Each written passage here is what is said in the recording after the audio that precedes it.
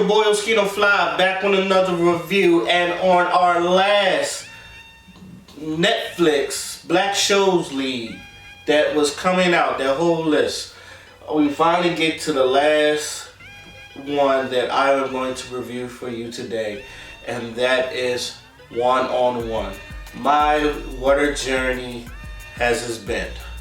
Now, for those who don't know, One on One was also another popular show on UPN. Actually, a lot of people's favorite. When I seen on Twitter that was coming out, this actually came out at the same time as Half and Half, so I just decided to watch Half and Half, then watch One on One. But a lot of people was really excited that One on One was coming out. And to be so, because, you know, it's one of the few shows where you get to see the life of a single father trying to raise a teenage daughter, in which that's basically what the show bases around. Flex Washington, or Flex Alexander is his real name, but you know, on the show, Flex Washington is trying to raise his daughter, played by Kyla Pratt. As any other comedy show, hilarity ensues. You go into the life of trying to raise a teenage daughter that he hasn't seen in a while, and like there are a couple, like, what do I think of the show? I think the show has a very good, unique trait. You see a lot of, most of the shows where like the single mother, or at least from a black standpoint, the single mother is raising a bunch of kids, or like a black woman is like the main, how can I say, it's the main focus of the show. What is that? If not, there's black families. So this is one of the few shows where like it's more or less a single father. This show has, like every other show I've done said, it's great chemistry.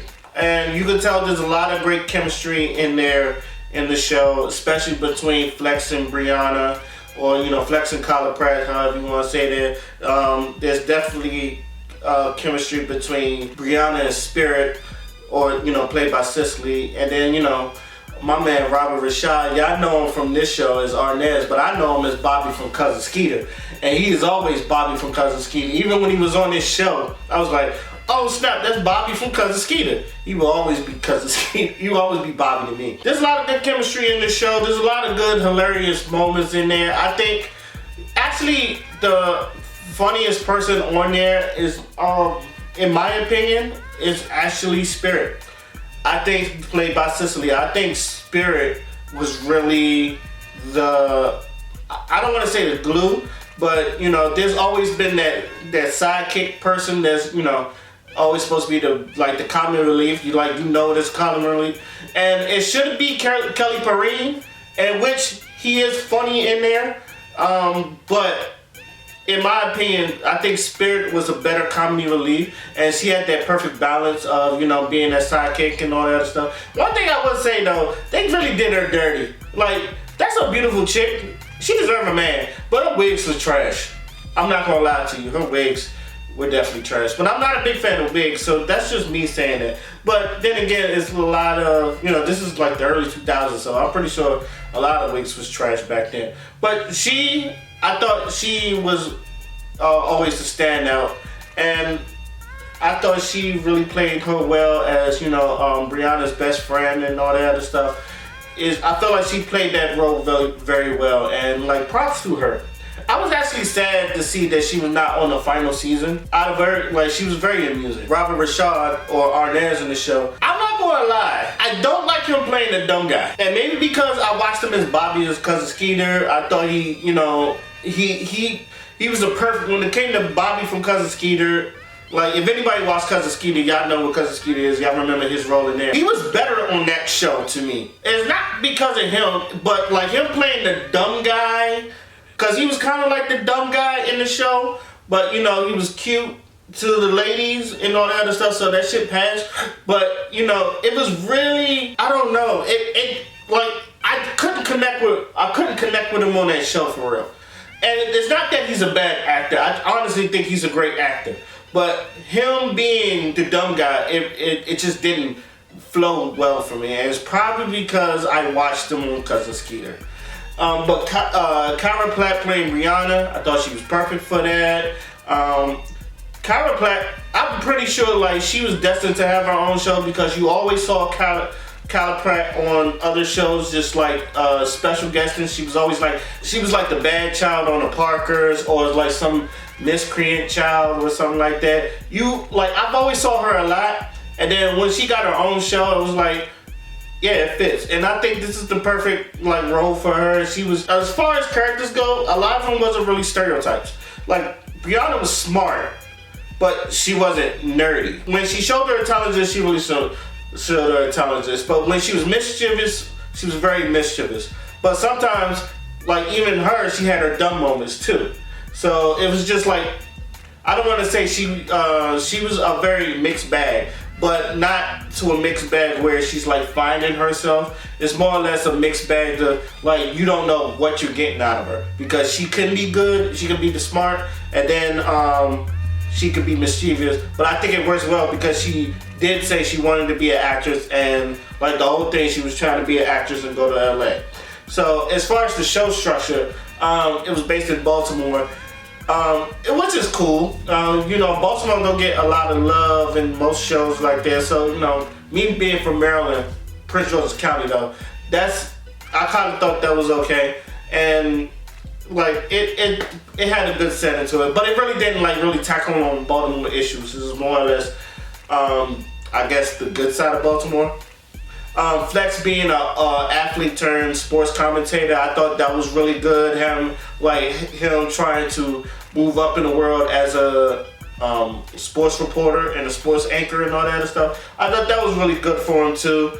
And I noticed like they changed a lot of directors. Like it started with Holly Robinson Peake. There was a white guy, there was a white woman, there was like a different white guy and all that other stuff. But even through all that, he still like had his own show and all that other stuff. So I thought Flex would definitely played his character well. And I thought he was a great father, and was a real good father, because he was not hard, but he wasn't, like he was lenient, but he wasn't a pushover. Like he let her do stuff. And this is one of the few shows where like, even though he was overprotective, you showed that he did trust her daughter at some time. It's like, I trust my daughter. She's a teenager. She's gonna be doing things like this and all that. Whereas everybody else was like, shouldn't you be doing this and all that other stuff? So it was like, no, I really want to trust my daughter. So it's good to see that, because it shows that, there are fathers that really do trust their daughters, especially if they do good. I love Tashina Arnold in this too. And even though she was not like a stable on there when she came in, she was really good. I know most people, like, if you've seen Everybody Hates Chris, you probably looked at her as Rochelle. Or you've seen her as Martin, as Pam, as obviously you've seen her as Pam. I'm gonna be honest with you, like, this was like a mixture of both Rochelle and Pam, but smart. But it was just like, she wasn't mean, but she was more or less like, she was a mother. I guess she was a mother, but she played her role well, and like her back and forth with Flex was really funny too, which I've always thought Tashina Arnold was great at, and I guess you could see it from Martin. Like even him with like Flex and Tashina Arnold, I can't remember the character's name in it. I can't remember her character's name at the time, but she, like, their snapbacks at the show was actually pretty funny. I did find that hilarious.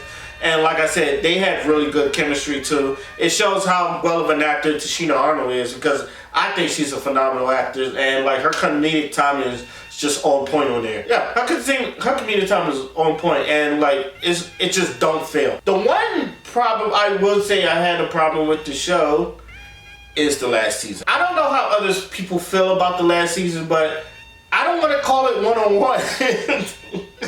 I really do not want to call it one-on-one. The only reason is because I get that, it's the reason why I say that is more of a spin-off than it is a one-on-one TV show. But I feel like they just didn't want to call it a spin-off, so they just left it and just call it one-on-one. But if anybody knows the last season, Brianna and Arnez, they go to LA so Brianna can go to college, and Flex is paying for, so they room in with like 4 other strangers, like a Filipino girl, a white girl, a white girl, a white dude, and Ray J. And like their landlord is Kel Mitchell, which, by the way, Kel Mitchell, I love Kel Mitchell. Kel Mitchell, like, he's always funny to me, and no matter what he do. And like he wasn't over the top funny. I thought he was just like, I'm showing you my acting chops and my comedic timing funny, because he, like, you know, in the Nickelodeon shows, he's very slapstick funny. He's very slapstick funny, especially like when Enduring Pain was funny. This is more or less comedic timing funny, and I thought this show really put that out there for Kel Mitchell. Ray J, I'm like, this is like the third, maybe the third thing I've seen with Ray J on there. I don't know. I've seen a lot of shows with Ray J on it. I'm just not a fan of Ray J. I'm sorry. I'm sorry. I'm sorry. I've tried. Like, I really tried. He was there. It's just like, and I appreciate them trying to put him in shows and, you know, to develop his acting style. It's something about Ray J to me. I never said, man, Ray J really acted the hell out of that. And I'm pretty sure he tries too. And it's just every time I see him, it's just like, I just don't see it. And it's the same thing with me, especially at the ending. Spoilers to those who haven't seen 101. At the ending where Rihanna and Arnaz break up, and like she was dating some other dude, and she broke up with him because she kept thinking of Arnaz, and Arnaz was going to chase Brandy, which was Ray J's sister, obviously, and he was about to go chase her out there in the Achievement Dream and all that stuff, and they had this whole romance. And the thing about the last season is that Arnaz and Rihanna, like, although they're taking a relationship to the next level, she still wouldn't give him none, which I'm actually like, I think that was a good thing of them not letting Arnaz getting the draws and all that other stuff. It shows like, I'm not ready. I think it shows women like, you don't have to be forced to do anything. When you're ready, you're ready. When it's your time, when you feel like it's comfortable to do it. I think that was a good message that I feel like the show did bring out. But like at the last episode, you don't know she gave the goodies to Ray J or they was just in the bed sleeping. All I know is that you find them in the bed in the last episode, and that was it. There was no continuation of it. So you really don't know what the hell happened.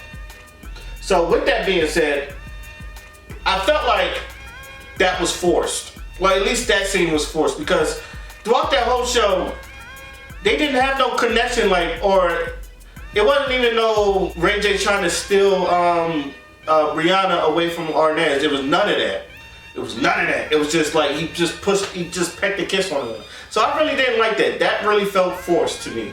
Also, the characters was okay. The Filipino girl, her being love crazy with Ray J, I think that was cool. But most of the time, everybody was just like stereotypes.